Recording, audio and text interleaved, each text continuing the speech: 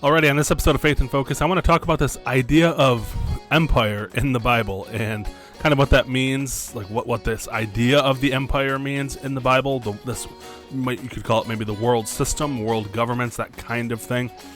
And then kind of our relationship as the church with the empire in this world system. And of course, we might be prone to say, well, you can't be part of the world system and all that kind of stuff. But politically and all that sort of stuff, we kind of do tend to blur those lines. So I want to just talk about some of that stuff, kind of get some thoughts out, and just ramble a bit on this topic of our interaction and our interplay between the church and the role of government and that kind of stuff. So that's what we're going to talk about a little bit on this episode.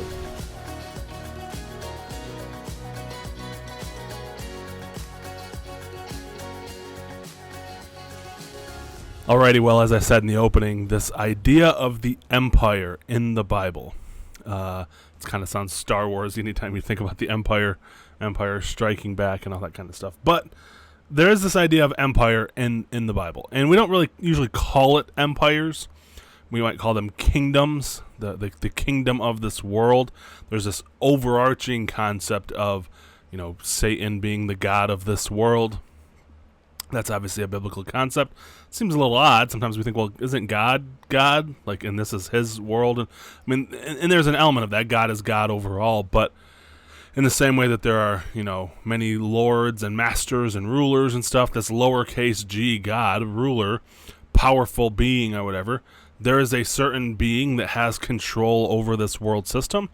And that person is Satan. So Satan and his minions and his power and all that kind of stuff, he took that away from, really you could say God was ruling over this world, but he'd kind of given that dominion to humanity, right, in the Garden of Eden. That was sort of God's kingdom, and rulership was going to be mediated through people and serving God initially in the garden. Well, then Satan sort of tricked them and took the kingdom away, and now he rules over this world. Scriptures call him the God of this world. And when he faced Jesus' classic three temptations with Satan, one of them said, just bow down and worship me, and I'll give you all of these kingdoms. There's a lot that Jesus does that you could talk about in those temptations, but one thing he doesn't do is deny the fact that Satan has the power to grant authority to rule. And what we see throughout Scripture and just throughout human history is that there are different kingdoms that are ruling throughout the world, and the assumption is that these kingdoms are all a part of the world system. So in the background is kind of Satan working and moving for his own ends and his own purposes and his own goals. And we'll kind of look at that a little bit, but the overarching concern that I want to address is this idea of how much interplay is there between Christians and that empire. Obviously, we live in this world. There's no way you can exempt yourself from being a part of the kingdom that you find yourself, the government, the system, the regime, the country, whatever it might be. So there's a level of interaction between us and this system and this entity called the world system, and how it might manifest itself in our locale. But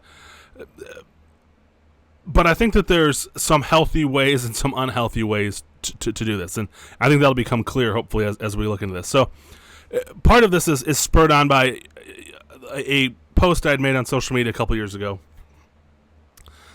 And it says, one of the problems with the church, this is my opinion, one of the problems that I see with the church, in emphasizing social justice in the guise of gospel reconciliation, is that social justice is fixated primarily on changing systems and governments. So what do I mean by that? Okay, so you'll hear these ideas of like social justice. We need social justice reform. We need to progress in social justice, and oftentimes this means, systems and power centers need to be changed and reformatted and remodeled. And we might talk about part of social justice is doing away with police officers or completely changing the way that we do policing. That's a part of social justice. Well, poverty, we need to fix poverty. That's part of social justice. And increasingly more and more as we're seeing that social justice term, it's part of my post that I'm looking at is how language is sometimes used as a covering for certain ideas. So, the world system might talk about social justice, and our government and activists and political people might be talking about social justice. We need social justice reform. And then we as Christians will think, well, yeah, that's kind of things that we should be concerned about as Christians, especially if social justice means, okay, well, let's take care of poor people, let's take care of oppressed people. These things are obviously throughout the Bible and on the heart of God, and we care about justice and mercy and all that sort of thing. So let's link hands with social justice. However, the problem being the way social justice typically is, and again, people might use the phrase social justice and think that they're thinking one thing, but it seems to me that one of the primary things that social justice reform and social justice activism is it takes place within using government structure. It has to do with centers of power fixated in the government and using the government to fix these problems. So if people are homeless, then we need to have some government program to fix homelessness. If people are poor, well, we need to have some kind of government tax redistribution thing this distribution scheme to fix this poverty problem. If kids aren't being educated, well, we need to have a better government school. Like, it always seems to be being handled by the levers of government. So, like I said, it primarily is changing on systems and government. The gospel, however, reconciles people to God and people to people, not people to the government. So rather than, we would say, okay, if somebody is homeless, we can just get the government. We take the government in one hand, or the state, and we take this person in the other hand. We put them together, and maybe through the mediation of a bank, the government guarantees a loan to the bank, or by the bank to the person to get a home, and, well, voila, now they have a home. Or we link hands with this person with a government social program that gets them food stamps or free assistance or whatever it might be. Well, great, we've brought these two systems together, this oppressed person and the government, and so we've reconciled these two things together. But that's not what the gospel is. The gospel isn't reconciling people to the government. So I go on to say in this post, change through the gospel should not be overly concerned about reconciling people to the systems of this world. It lies in the hands of the evil one. So that's this world system. It belongs to Satan. Why would we want to be reconciling people to those systems? Pursuing gospel reconciliation should create less reconciliation and peace between followers of God and the world system / government. Now, this doesn't mean like anarchy and rebellion against the government, but this idea that, well, what makes a person better is the more that we can get them plugged into systems that the government is running, the more that we are reconciling them with the state, well, the better that things will be. And, oh, isn't that great? Isn't that what we're called to do? Well, no. And this is probably a major divide between a lot of Christians seems to be not so much do we care about poor people, but how do we care for poor people? The gospel says that we should care about poor people and tend to the needs of poor people, but how do we do that? Do we do that by linking hands with the person in poverty and the government? Well, no, we are at odds with the world system in this empire set up by Satan. So that's kind of what got me thinking about this over the past, little bit, and some verses that sort of supplement this and kind of fill in what I'm talking about. This idea here of not being of this world. You've probably heard that. We as Christians are not of this world. In John 17, Jesus is praying. He says, I have given them your words. So he's talking to the Father. The world has hated them because they do not belong to the world, just as I do not belong to the world. So again, there's this idea that if more and more people are reconciled to God through the gospel, first and foremost, that's what the gospel is. It's about bringing people back into a relationship with God. There may be corollary aspects that come out of the gospel and are fruits of the gospel, like justice and reform and alleviating poverty and homelessness and all that kind of stuff. But that isn't the gospel. The gospel is reconciling people to God first and foremost. There's this belief that if more and more people are just reconciled to God, well, then our country will just be so much better. Now, you can kind of see how logically that would make sense. If you've got, I've talked about this before in other places, but logically that seems to make sense, right? If we only have 20% of our population is Christian and interested in following God, well, then that's 20% of the population. Doesn't seem like it would do that much good. But if 80% of the population were Christians and interested in following God, well, then imagine how different our country would be. But that would be not us partnering with the world system. That would just be us outnumbering the maybe unbelievers. And so we think, wow, our country would be better. It would be much more accepting of Christians. Life for Christians would be a whole lot better. But, and while that logically might seem to be true, Jesus said, you're going to have trouble in this world. You're going to be persecuted. If the world hates me, it's going to hate you. So as Christian growth is happening, you would think that the empire of this world would push back against that even more, which does seem to happen quite often. But he says, I'm not asking you, this is back in John 17, I'm not asking you to take them out of the world, but that you keep them safe from the evil one. They do not belong to the world, just as I do not belong to the world. Set them apart in truth. Your word is truth. So they do not belong to the world, meaning, they're not of the world. Now, that doesn't mean that we don't live in the world, that the things that we do don't take place in this world, but maybe it's this idea of the source of who we are, the way that we live. It's a heavenly way of living. It's not the way that the world operates. Classic example would be Jesus said, the rulers of this world lord it over people. That's not how you're supposed to operate. You are supposed to operate from a position of servanthood. So that is an example of being not of this world. Well, he uses the same language when he's talking to Pilate. When Jesus is on trial, Pilate's saying, are you a king? And Jesus says, my kingdom is not from this world.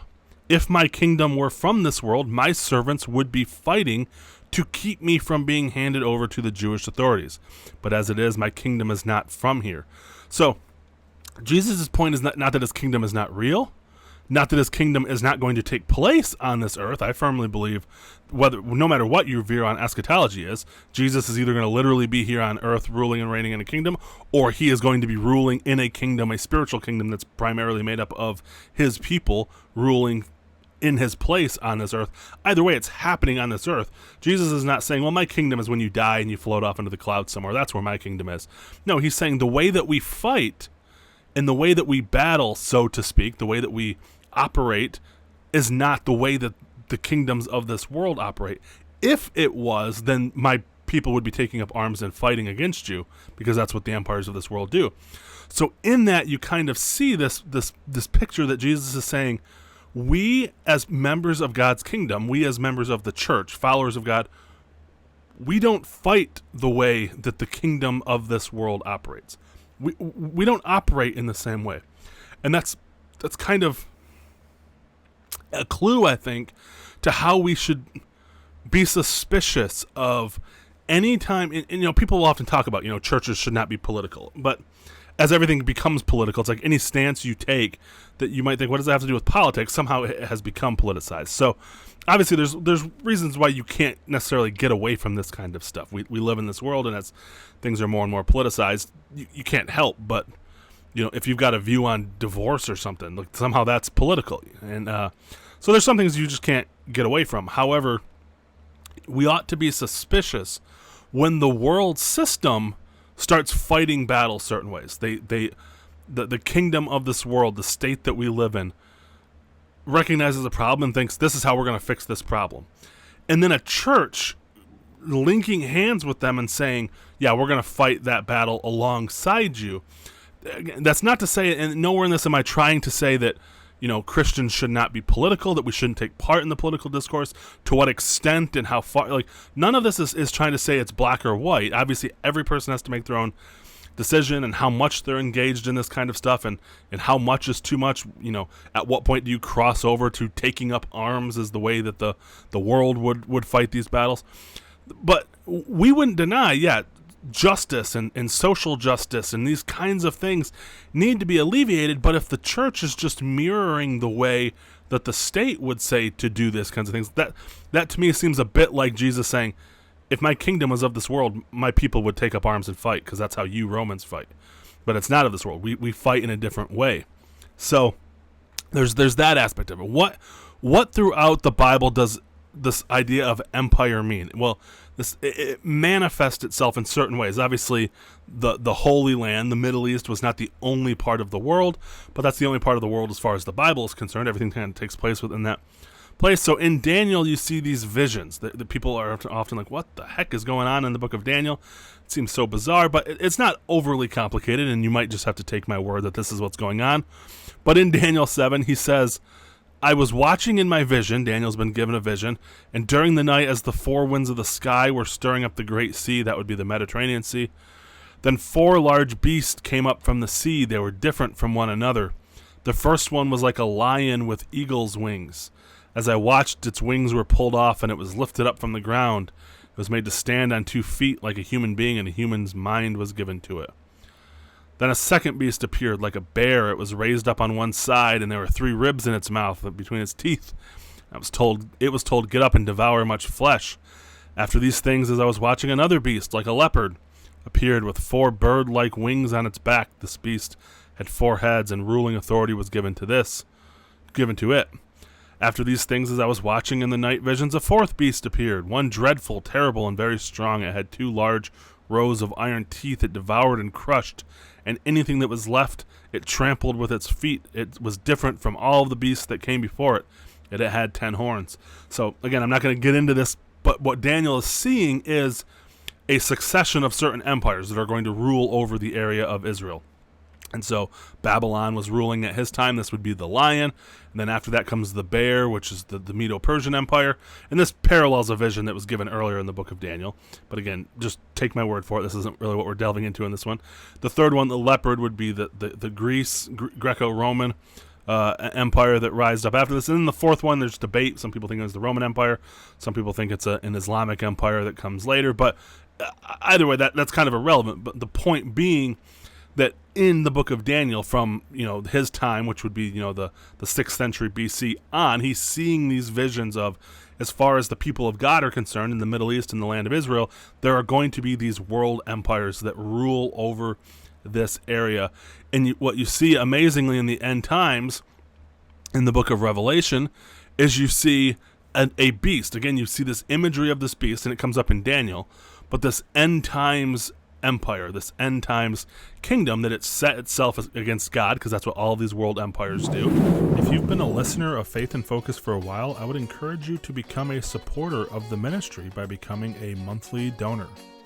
Your generous donations allow me to continue working within Faith and recording new content. You can find a link to my donation page in the show notes for this episode. Thank you. It says, I saw a beast, this is Revelation 13, coming up out of the sea. It had 10 horns and 7 heads. On its horns were 10 diadem crowns, on its head blasphemous names. Now the beast that I saw was like a leopard, but its feet were like a bear's, and its mouth was like that of a lion's mouth. So you can kind of see he's drawing the imagery from the book of Daniel. You had the lion, you had the bear, you had the leopard. Now you see all of them being manifested in this kingdom. And the dragon, which Revelation tells us is Satan, the serpent of old, gave the beast his power, his throne, and great authority to rule. One of the beast's heads appeared to have been killed. The whole world followed in amazement, and they worshiped the dragon, who had given his ruling authority to the beast. So you see this final empire that's called Babylon. Now, whether it's literally going to be named Babylon, we don't know. But it could just be a symbolic name given to this empire at the end of time. That is an amalgam or a summation, maybe. It's an ultimate fulfillment of all of these earthly kingdoms. It's everything that maybe Satan has been trying to do in ruling the world and ruling God's people and dominating God's people and derailing the plan of God, whatever it might be. It finally reaches its zenith in this terrifying final beast that gets called Babylon, which again is I think is almost like a stand-in name for just all of the nations, all the way back to the Tower of Babel, which is just Babylon. That's where Babylon comes from. The Tower of Babel, all the way back then, was man coming together to be in defiance against God. And then here at the end times, you've got, again, this empire, as Revelation 18 says, fallen as Babylon the Great. She's become a lair for demons. The nations have fallen from the wine of her immoral passions. And so there's this celebration. God saying, come out, in verse 4, come out from her, my people, so that you'll not take part in her sins, because her sins have piled up. So there's this celebration. There is this, from beginning to end, this idea of these empires that rule over the world, and these empires are set up and run, the power behind them, the mind behind them, is Satan. There's no like God's empire that exists. I mean, people talk about the Holy Roman Empire, but just understand that was not in any way like this kingdom of God. It may have been, again, the Roman Empire that was massively inundated with the Christian religion, but that didn't mean that it was like God's kingdom here on this earth. And anyway, all of these kingdoms have Satan moving in the background and working through all of these things. So because that's kind of this biblical theology, if you want to say it that way, of empire, and I don't think that's particularly controversial. I think every Christian of every stripe basically understands that the empires of this world are run by Satan, and they are opposed to the people of God. They are, this is why God didn't want the Israelites mixing with these nations around them, because they were worshiping false gods. They were, essentially worshiping Satan and demons and stuff like that. So God didn't want them to be mixing together. And in a way, you could say that the nation of Israel was not of this world. Were they an earthly empire? Yes. Did they exist in a certain geographical place? Yes. All of those things are true. But the way that they were supposed to live, their law came from God. Their rules came from God. The way they were supposed to live, all that stuff had a source not from this world, but from another world. So we as Christians, there may be a Venn diagram of things that overlap. We as Christians should care for the poor. Well, people in our country say we should care for the poor. But ironically, even those values, you think of some nations that don't have a Christian influence or a Christian past. Do they necessarily care about the poor? Not really. They'll just let people die in the streets and step over them in some countries. So it really is even kind of the Christian influence that even makes us think, why should we care about the poor?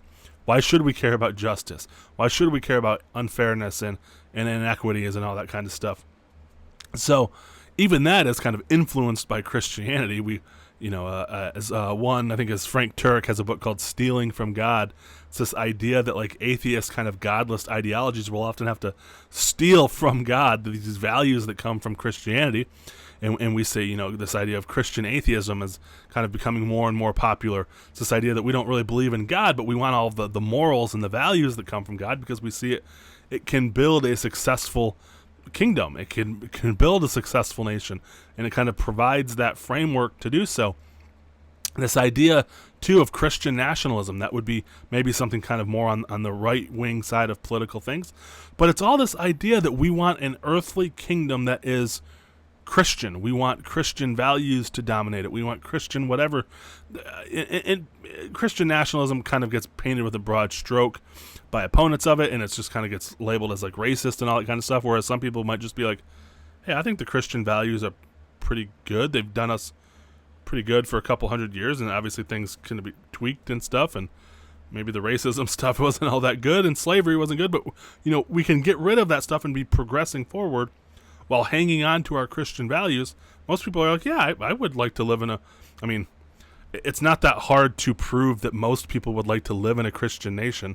You can just ask them, and especially ask somebody who would be in a position of, you might say, like a minority status, an oppressed status. You could think of somebody who, if they weren't in America or some Western, at least in name Christian nation, it's like a woman. Would you rather live in America or would you rather live under the Taliban? You can't even learn under the Taliban. You got to wear the burqa and all that kind of stuff. They'll put you to death if you rebel against this. So would you rather? Of course, everyone would rather live in a Christian nation, or a nation that at least has got Christian values. So it's a lot of people, when they talk about Christian nationalism, that's what they mean. But my point being is that the basic ideas of how we're going to go about doing things, instituting policies, running a nation, living in a nation, the rules and laws and stuff like that we're going to set up, diametrically different. The way that the world is going to go about doing it, very different. And what I end up seeing happen, and I want to play a clip. If you haven't watched this movie, I don't think there's any spoilers in this clip, but this is from the newest Matrix movie, which kind of is silly and people laugh at because why did it need to get made, and people hated on it. I've been talking to a couple friends of mine. I said I like it more than the second and third one. Not as good as the first, but this clip from the fourth one is Neo. He's speaking to Niobe, who is Jada Pinkett Smith's character, and she is, 80 years older now or something like that. She's like super old. So Let me play this clip, and I'll give you some background of what's going on in it. You know, Neo has now been pulled out of the Matrix again, and he has gone to this new city, Io. It's not Zion, if you remember those crazy, second and third ones where they're fighting all of the robots and stuff like that. They're fighting in Zion to protect Zion. And then Neo at the end has sacrificed himself to the robots, essentially, to basically make peace between the robots and Zion. Stop destroying our city, and, whatever. We'll just be at peace with one another. So this is now 80-something years later. They've moved on in this new city called Io. And there's a part in the movie where he's going through and he's seeing that they're planting crops now. They have strawberries. They have all of this stuff. They're not having to eat that, nasty gruel anymore. So they have this success. They have all of these comforts now. And I'll play this clip and I'll talk a little bit more about what I think is going on in this movie and a point we can take away from it. I didn't come here to cause you problems, Niobe. But I need your help. Trinity is alive. And there's another question. Why did they keep her alive? I can't answer that. But if there is a chance I can free her, I have to try. Even if it means endangering everyone in this city. I'm sorry, Neo. I won't let what happened to Zion happen to Io. I hope you'll forgive an old woman for asking you to go with Shepherd here, so we have better understanding of what's going on. You're going to imprison me after I just got free. I know it doesn't seem fair, but neither does growing old. But you don't hear me complaining. Okay, so what you see happening there is Neo's free. He's approached Niobe, and he wants to free Trinity. Trinity has been put back into the Matrix. And from her perspective, she's saying, we don't want to do that. Like, we are at peace with the robots. You see throughout the movie that now there's kind of like these symbiotes in this symbiotic relationship. They've got some of the machines working in the city with them. They've formed this relationship with them. And what has happened is that the machines get to keep harvesting humans like batteries, like in the first one. We get to keep doing that, and we'll leave you alone. We won't destroy you, but basically don't interrupt what it is that we as the machines are doing. And so Neo wakes back up and realizes, essentially, you guys won that battle, but you stopped fighting for what we were fighting for. We were fighting against the machines to free people from the imprisonment that they were in. Right, so he's kind of scandalized, and that's kind of one of the main tension points in the movie was now that Niobe and the people that are in this city Io, they're like, we're free, we're happy, we're at peace. We want to just grow our strawberries and have our nice little families and stuff like that, and we don't want to rock the boat. But Neo's saying the reason that we get free is so that we can free others. And so you kind of look back over what had happened. Neo sacrificed himself to make peace with the Empire, with the oppressors, with the robots. You're not supposed to do that. You don't make peace with the Empire. You don't make peace with the bad guys. That's a bad thing to do. And so I can't just help but see the parallels.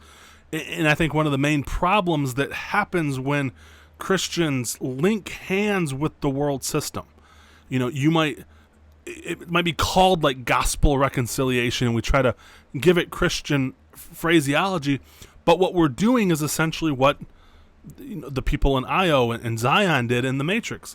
They've made peace with the Empire, and you do what you need to do, we're going to do what we need to do, and if there's crossover, we'll partner together and we'll work in a relationship together.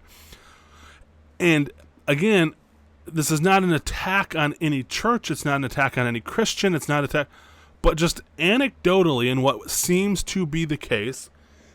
Now, I'm sure you can find exceptions to all of this stuff, but what always seems to be the case is when a church or a group of Christians start to go down that path of social justice being their primary concern, they'll say things like, we care about social justice and this is a gospel issue. So they They know they have to shoehorn the gospel in there, but what inevitably ends up happening is they end up, like Jesus says, if my kingdom was of this world, they would fight for it. They end up fighting and partnering with the empire and working alongside the empire to accomplish the goals. And I'm sure the rationale is, well, the goals are what God wants done, so as long as the homeless get feeding, who cares how the feeding gets done? And it's like, well, wait a second. You can't partner with the enemy. You can't partner with Satan and get this stuff done. So what ends up happening, again, anecdotally, is what seems happens as denominations go down that path, then they start to liberalize, but not in a good way. They start to be progressive in not a good way, in a negative sense. And they start to, the gospel almost goes by the wayside, and they might start calling what they're doing gospel stuff, but what they're doing is kind of like what I said in that post. They're reconciling people with the empire. They're in the Matrix. They're reconciling people with the machines. They're working with the machines. They're not freeing people from the Matrix anymore. The gospel is we are freeing people from their bondage and reconciling them to God. It's not that we're taking them and putting their hand in the hand of the government and saying, here, now the gospel has happened. That isn't the gospel.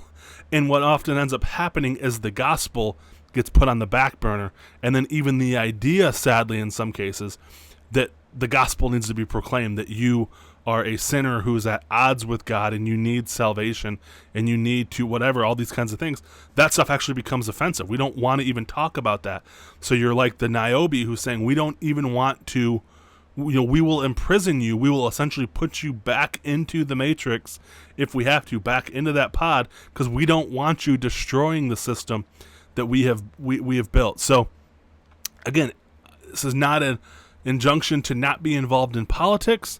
I think there's a time and place for it, and especially as things become politicized, the church has a role in the culture, the world, or the church has a role in the world.